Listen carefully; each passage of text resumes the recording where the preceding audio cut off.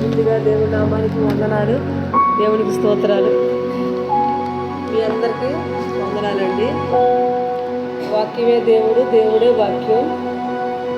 అందరూ చక్కగా ప్రార్థన చేసుకోండి, దేవుడు నమ్ముకోండి, దేవుళ్ళు ఆనందంగా జీవించండి. ఆయన నమ్ముకొని కష్టమైన, శ్రమైన, నిందలైన ఆయనలో ముందుకు సాగాలి మనం. ఎందుకంటే మనకు రక్షకుడు ఆయనే, మన ధైర్యం ఆయనే, మన ఆస్తి ఆయనే, మన అంతస్తు ఆయనే. కనుక ప్రతి క్షణం ఆయనలో జీవించాలి ఆనందంగా. దేవుడు ఎంత గొప్ప దేవుడు అండి, మనకు తోడుగా నీడగా ఉంటాడు. కానీ శ్రమ వచ్చినప్పుడు ఊరికినే కుంగిపోతాం, కానీ మన పక్షాన ఆయన ఉంటాడు. శ్రమ వచ్చినప్పుడు కుంగిపోతాం, కానీ దేవుడు మాత్రం మనల్ని విడిచిపెట్టడండి.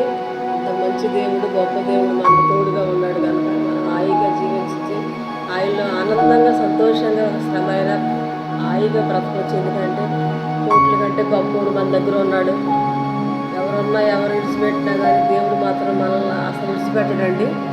చిన్న మాట దేవుడు వాక్యాన్ని చదివి మీకు అందరికీ చెప్పాలని ఆశపడుతున్నానండి.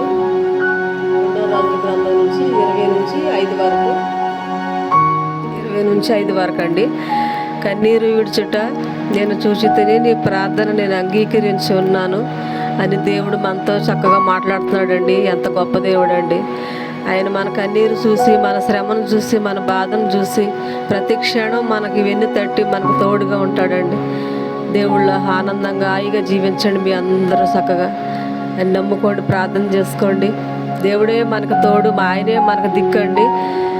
ఈ చిన్న మాటలో నేను